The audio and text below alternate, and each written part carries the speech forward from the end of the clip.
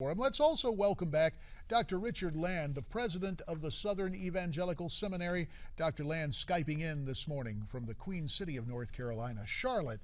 And Richard, in addition to making choices for elected officials Tuesday night, voters also weighed in on a host of amendments, among them personhood measures in 3 states. Voters in North Dakota and Colorado voted against measures that would have protected the unborn.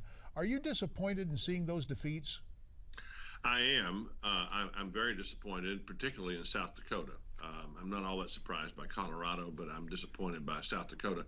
But I'm very pleased about Tennessee because I lived in Tennessee until 15 months ago, and I worked for about 5 years.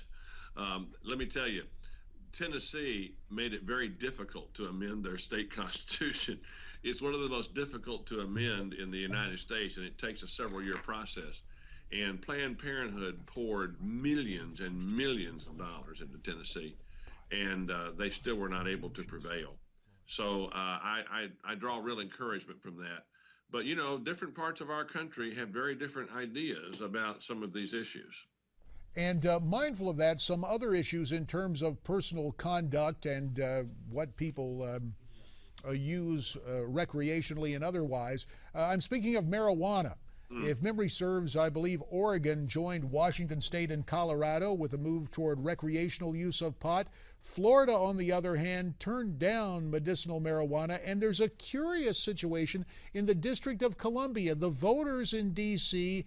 accepted it, but Congress, of course, the home rule in the District of Columbia is still subject to congressional oversight. Would you call on the Congress to step in and abridge that vote by voters in the District of Columbia? I emphatically would.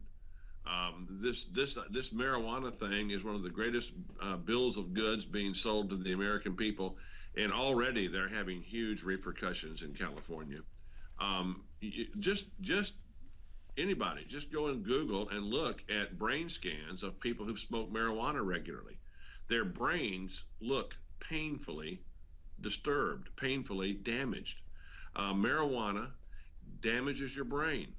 Marijuana damages your ability to retain information. Marijuana is a disaster for America.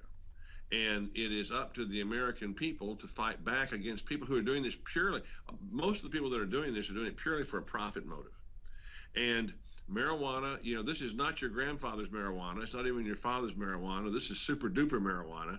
And it is damaging. It is particularly damaging to young people.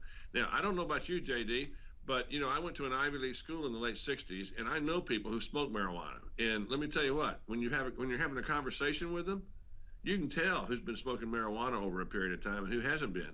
They have difficulty following the conversation. Dr. Land, let's talk about this new radio program, Bringing Every Thought Captive. Can you tell us a little bit about it and how you came up with the title itself? Well, Bringing Every Thought Captive, the title comes from 2 Corinthians chapter 10, where the Apostle Paul tells the Corinthians that we don't fight in the flesh, but we fight spiritual warfare, and we're to tear down strongholds, and we are to bring every thought captive to Christ. What that says is there's no area of knowledge, no area of inquiry, no area of education that is beyond the purview of the truth that is revealed in Jesus Christ and in Holy Scripture. So we want to take everything, every area, and apply the truths of Scripture to that area. To talk about, to use the phrase from one of my mentors, Francis Schaeffer, it's true truth with a capital T. It's not just true on Sunday morning. It's not just true in your personal life. It's true 24 hours a day, 7 days a week. And that truth is not exclusive to houses of faith. There is a place to express Christianity and other beliefs, even with freedom of religion, in the marketplace. But still there is a move to restrict expressions of faith in the marketplace. Will this become the overriding dispute of the next few years in terms of culture meeting Christianity? Well, there certainly are major attempts to censor and to intimidate people of traditional religious faith when they engage in what is considered to be by the gay and homosexual thought police as politically incorrect speech. And we see the classic example of this in Houston, where my hometown, I would never have imagined this would happen in my hometown, but in Houston, you have the first openly gay mayor and the city council trying to subpoena the sermons, the conversations, the emails of pastors who have raised the ire of the government. And of course, Richard, objecting to an ordinance. Right, Richard, the good news is they were stopped for now, but everybody needs to remain vigilant. Keep an eye on this. Tell you what, time is growing short. Richard Land, we look forward to having you back as we continue to discuss these important issues. There's more ahead here on America's Forum.